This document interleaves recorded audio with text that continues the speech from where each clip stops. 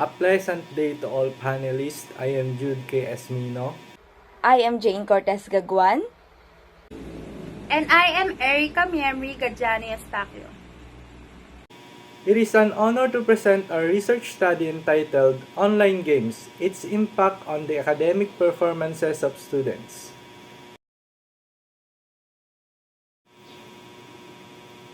Online game is very popular today to this modern era. Students nowadays are very prone to the gigantic influence of technology. They have most the major portion of the online gaming rather than their school performances or academic matters. Knowing that there is a huge scratch to academic performances when you become addicted on using technology. Epidemics are continuously touching students one by one. The researchers was triggered to find out where the students will be when they unceasingly connected regarding to this staple. The researcher of this study felt need to find out how online games really affect the Isabela State University Kawayan campus in terms of their academic performance. The purpose of this study is to determine the implication of online gaming to the students. It has an aim to find out how online games affect students' intellectual capacity in relation to their academic performance. The general objective of this study is to find the effect of online games in academic performance of Isabela State University Kawayan campus. Especially, this sought to answer the question: Number 1, what is the demographic profile of the respondents? A. Sex. B. Online gamer. Number 2, what are the different online games played by students? And number 3, what are the factors in playing online games affect the students' academic performance? And lastly, is there a significant difference on the academic performance of students who are playing games in terms of sex?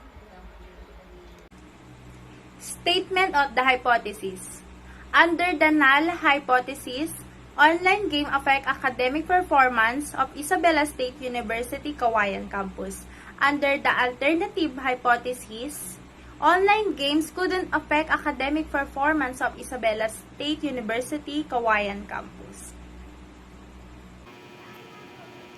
The significance of the study.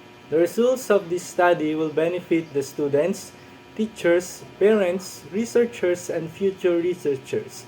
It serves as a guide, reference, and basis for future studies related to this topic. Its scope and delimitation. It involves the Bachelor of Science in Information Technology, 2BA students as the respondents, thus with a total of 30 respondents. Due also the limitation, this study may not be generalizable to other schools, thus it will not affect the overall results which will be truly analyzed by the researchers. Chapter 2, Related Literature and Studies. Before we delve into our research findings, let's briefly review the exciting literature and studies on the relationship between online gaming and academic performance. Numerous studies have examined this connection, highlighting both positive and negative effects. Research conducted by Garcia in 2018 suggests that predominantly male players tend to prefer multiplayer online games, spending an average of 2.14 hours per day and 4.45 days per week engaged in gaming activities. These players primarily engage in gaming for entertainment purposes. However, prolonged and frequent engagement in online gaming has been found to have moderate and negative effect on academic performance. One possible explanation for the negative impact of online gaming on academic performance is the reduced ability to focus on academic tasks. Pusna, Jasmine, and Julianda 2021 found that prolonged gaming sessions diminish the capacity to concentrate on academic assignments and tasks. The immersive nature of online games can divert attention away from academic responsibilities, leading to a decline in academic performance. On the other hand, Research suggests that incorporating well-designed educational games into the learning environment can have positive effects on academic achievement and cognition skills by Del Fabro et al. 2019, Panayides and Bamidis 2018. These studies highlight the potential benefits of educational games in enhancing academic performance. Chapter 3, Research Design. The research study will utilize our quantitative research design to gather empirical data and analyze the relationship between online gaming and academic performance.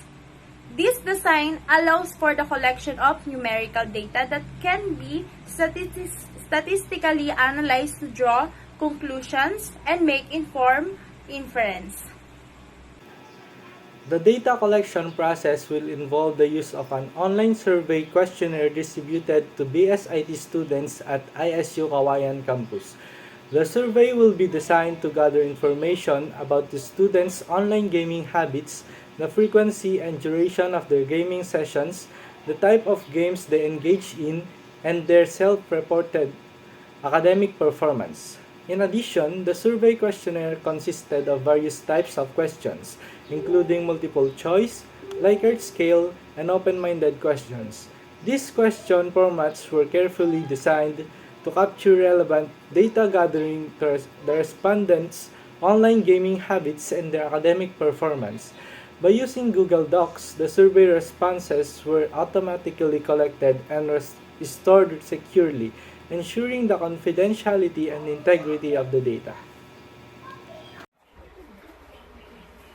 The collected data will be analyzed using appropriate statistical techniques. Descriptive statistics such as frequencies, percentage, and measures of central tendency will be employed to summarize the demographic characteristics of the participants, their online gaming habits, and academic performance. Furthermore, inferential statistical tests such as correlation analysis and t-tests will be conducted to examine the relationship between online gaming and academic performance variables. These statistical analyses will help determine the extent to which online gaming affects the academic performance of BSIT students at ISU Kawayan campus. Chapter 4, Number 1. Now, let's move on to the most crucial part of our study, the presentation, analysis, and interpretation of the data. Graph 1. It shows that percentage of the respondent in terms of their gender. Results come into view that 12, which are the 60% out of 30 female respondents, and 18, which are the 60 male respondents. Graph 2, it shows that percentage of the respondents as to playing online games in ISU Kawayan campus. Results reveal that all of them are playing online games. Graph 3 shows the Mobile Legends has the highest used online games with a 45% of the respondents. Valorant has the second lead high percentage among the online games with a 20% of the respondents. Thus, PUBG comes next to Valorant with a percentage of 15%. Dota has 10% users among the respondents, and 5% use other playing games. Students' academic performance appear to be severely affected by playing online games. Here are some of the factors of playing online games that contribute to the academic performance of the respondents. First, failing grades or low grades because of playing online games. Second, cannot focus and concentrate to your studies. Third, playing online games is the reason for you to be late at school. And lastly, it makes you to be slow to catch up the lesson in every subject in school. Chapter 5, Summary. Study revealed that online gaming has a huge impact among them regarding on their academic performance, which lead them to a poor or low grade and physical distress as well. Majority of the respondents are replied and favor that online games gave negative outcome to their study and health. The researchers conclude that a number of students playing online games could have an effect to their academic performance. Though the 30 respondents replied that they are affected, it does not necessarily mean that they are poorly performing in their studies. Male students tended to spend more time playing online games than female students. Most of the students play an hour to two of online video games every day since they find it as a source of recreation. Therefore, there are significant difference on the academic performance of students who are playing online games in terms of gender. Upon the findings and conclusion obtained in this study, the following are hereby recommended. First, for the students involved on this issue must be aware to such effect of online games for they know how they would be when they continuously using this application. Second, for the teachers who are the second parents of the student must inform occurring problem. They must not tolerate the student to this kind of habit.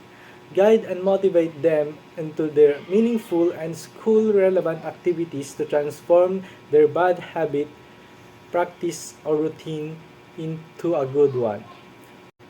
For the parents of students currently studying, they should be aware of the effects of playing online games and should be regulate their children's time on it.